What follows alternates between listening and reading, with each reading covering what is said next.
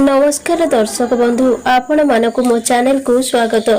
दर्शक बंधु उत्तर भारतर एक छोटिया गाँ नीमपुर पाखरे घंच जंगल जहाँ रहस्यपूर्ण होई रहिथिला।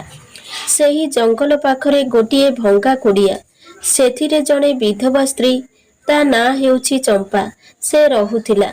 चंपार बयस पाखापाखि 30 वर्ष थिला।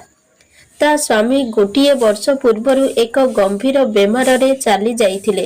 सेबेठारु से बिल्कुल एका थिला, ना केही संतान ना केही आपणार।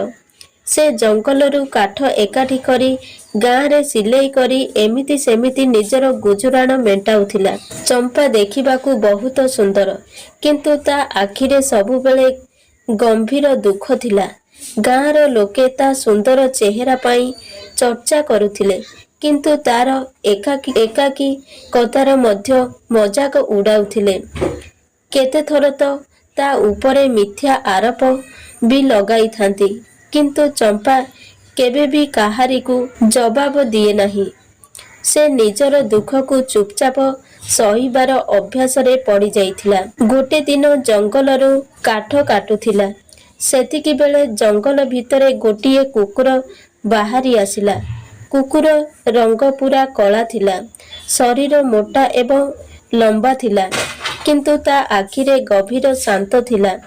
कुकुरटी चुपचाप चंपार पाखकू आसिला एवं बसीगला। चंपा किंतु डरीगला। कुकुर आखिरे कौनसी हिंसा नथिला, से बास ताकू शांति रे देखुथिला। चंपा धीरे धीरे कुकुर को हसिकी कहिला, तू केउठू आसिलु? कुकुर किछि न कही तार लांज को हलाइला। सेई दिनठू प्रत्येक दिन चंपा पाखकू आसिबाकू लागिला। केबे केबे चंपा पाई जंगलरू काठ आनी देउथिला। धीरे धीरे चंपा को तार अभ्यास होइगला। चंपा तार ना रखिथिला श्याम। चंपा एवं श्याम भितरे एक अजब संपर्क होइगला। सबु जागा को चंपा सहित जीवाकू लागिला। चंपा एका थिला बेले श्याम चंपार कोଳରେ मुंड रखी सोई जाए।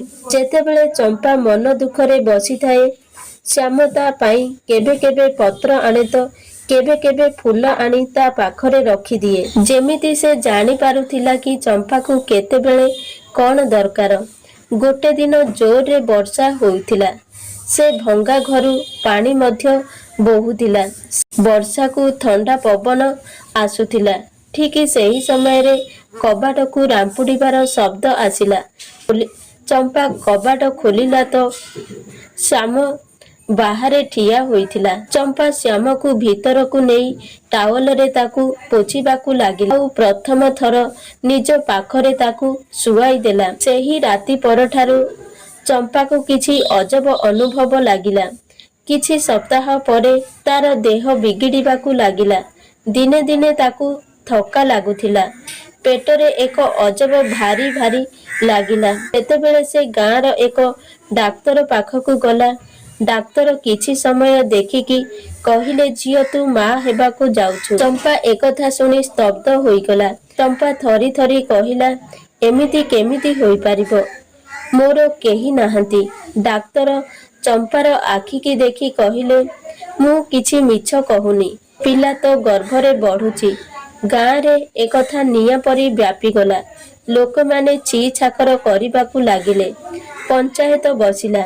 मुखिया चंपा को डाकिले एवं कहिले, सत सत कह, तो गर्भर बापा किए? एकथा सुनी मुंड नुआई तलकू चाही रहिला। आउ कहिला, मोते एकथा किछि जणा नाही। काम होइथिबो, एही मो सांगरे रहुची। पंचायत लोके हसिबाकू लागिले। लोके माने परिहास करिबाकू लागिले। लोके माने कहिले कुकुर सहित भी, किंतु चंपा आखिरे भी बास सत थिला। सतकू भी बुझी पारु नथिले। एही संध्यारे को जणे बाबा आसिले, जिए केते वर्ष पूर्वरु हिमालय रे तपस्या करुथिले। लोके माने तांकू चंपार अवस्था विषय रे कहिले। बाबा चंपा को देखिले। ता आखिरे देखिले, गर्भ कौनसी साधारण गर्भ नुहे, दिव्य आत्मा। कुकुर कौनसी सामान्य पशु नुहे, एक श्राप्य देव अटंती। ବାବା କହିଲେ, ବହୁତ ବର୍ଷ ପୂର୍ବରୁ ଏକ ଦେବତା ଜଣେ ସ୍ତ୍ରୀଙ୍କର ମନକୁ ଭାଙ୍ଗିଥିଲେ, ଯେଉଁଥିପାଇଁ ତାଙ୍କୁ ଶ୍ରାପ ମିଳିଥିଲା। ସେତେବେଳେ ପର୍ଯ୍ୟନ୍ତ କୁକୁର ରହିବ ଯେତେବେଳେ ପର୍ଯ୍ୟନ୍ତ କୌଣସି ସ୍ତ୍ରୀ ତାଙ୍କୁ ସଚ୍ଚା ପ୍ରେମ ନ କରିବ। ଏବଂ ଚମ୍ପାର ପ୍ରେମ ସେହି ପରୀକ୍ଷା ଥିଲା। ପ୍ରେମ ଶ୍ୟାମକୁ ଭାଙ୍ଗି ଦେଇଛି। ତା ସହିତ ଆଉ ଏକ ସଙ୍କଟ ବି ଯୋଡ଼ି ହୋଇଛି। କହିଲେ ଚମ୍ପାର ସନ୍ତାନ ବିଶେଷ ଅଟେ। ତାର ଜନ୍ମ ହେବା କ୍ଷଣି ଅନ୍ଧକାର ଶକ୍ତି ତାକୁ ପହଞ୍ଚାଇବାକୁ ଆସିବେ। କିଛି ଦିନ ପରେ ଗାଁରେ ଅଜବ ଅଜବ ଘଟଣା ଘଟିବାକୁ ଲାଗିଲା। କ୍ଷେତରେ ନିଆଁ ଲାଗିଗଲା। ଆଈ ନିଖୋଜ ହେଲା। ଛୋଟ ଛୁଆମାନେ ବେମାରରେ ପଡ଼ିବାକୁ ଲାଗିଲେ। ଦିନେ ରାତିରେ ଭଙ୍ଗା କୁଡ଼ିଆ ପାଖରେ କଳା ରଙ୍ଗର ବସ୍ତ୍ର ପିନ୍ଧି ଏକ ରାକ୍ଷସ ଠିଆ ହୋଇଛି। ତାର ନାଁ ଅହଙ୍କା ଅସୁର। ସେ ଗର୍ଜି ଗର୍ଜି କହିବାକୁ ଲାଗିଲା, ଚମ୍ପା ପେଟର ଶିଶୁକୁ ଜନ୍ମ ହେବା ପୂର୍ବରୁ ମାରିବାକୁ ପଡ଼ିବ। ସିଏ ମୋର ବିନାଶର କାରଣ। ଚମ୍ପା ଶୁଣି ଡରିଗଲା, କିନ୍ତୁ ନିଜ ପେଟ ଉପରେ ହାତ ରଖି କହିଲା, ସନ୍ତାନକୁ ଛୁଇଁ ପାରିବୁ ନାହିଁ। ଅହଙ୍କା ଅସୁର ତ୍ରିଶୂଳ ଉଠାଇ କହିଲା। ତା ଆଡ଼କୁ ମାଡ଼ି ଆସିଲା।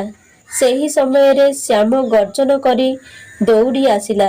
ଶ୍ୟାମ ସାମାନ୍ୟ କୁକୁର ନଥିଲା। ଶରୀର ଚମକୁଥିଲା। ତା ଆଖିରୁ ନିଆଁ ବାହାରୁଥିଲା। ଗୋଟିଏ ଡିଆଁରେ ରାକ୍ଷସର ସାମ୍ନାରେ ଆସି ଠିଆ ହେଲା। ଦୁହିଁଙ୍କ ଭିତରେ ଭୀଷଣ ଯୁଦ୍ଧ ହେଲା। ବିଜୁଳି, ନିଆଁ, ପବନ, ଘଡ଼ଘଡ଼ି ସମସ୍ତେ ସାକ୍ଷୀ ଥିଲେ। ଶେଷରେ ଶ୍ୟାମ ତ୍ରିଶୂଳକୁ ରାକ୍ଷସର ଛାତିରେ ବସାଇ ଦେଲା। ତାପରେ ରାକ୍ଷସ ସେହିଠାରେ ହୋଇଗଲା। ଚମ୍ପା କଷ୍ଟରେ ବିକଳ ହେଉଥିଲା। ପ୍ରସବ ସମୟ ଆସି ଯାଇଥିଲା। ଶ୍ୟାମ ତା ପାଖକୁ ଆସିଲା। ତା ମୁଣ୍ଡରେ ହାତ ରଖିଲା। ଚମ୍ପାକୁ ଲାଗିଲା କୌଣସି ଏକ ଶକ୍ତି ତା ଭିତରେ ପ୍ରବେଶ କରିଗଲା। କିଛି ସମୟ ପରେ ଚମ୍ପା ଏକ ପୁତ୍ର ସନ୍ତାନ ଜନ୍ମ ଦେଲା। ବାଳକଟି ସୁନା ପରି ଚମକୁଥିଲା। ତା ଆଖିରେ ଶାନ୍ତି ଥିଲା, କିନ୍ତୁ ତା ଭିତରେ ଗୋଟିଏ ଶକ୍ତି ଚାଲୁଥିଲା। ଶ୍ୟାମ ହସିକରି କହିଲା, ଏ ବାଳକ ମାନବ ଏବଂ ଦେବତାର ମିଳନର ପ୍ରତୀକ। ତାର ନାଁ ଧ୍ରୁବ। ଧର୍ମ ସତ୍ୟର ସ୍ଥାପନ କରିବ।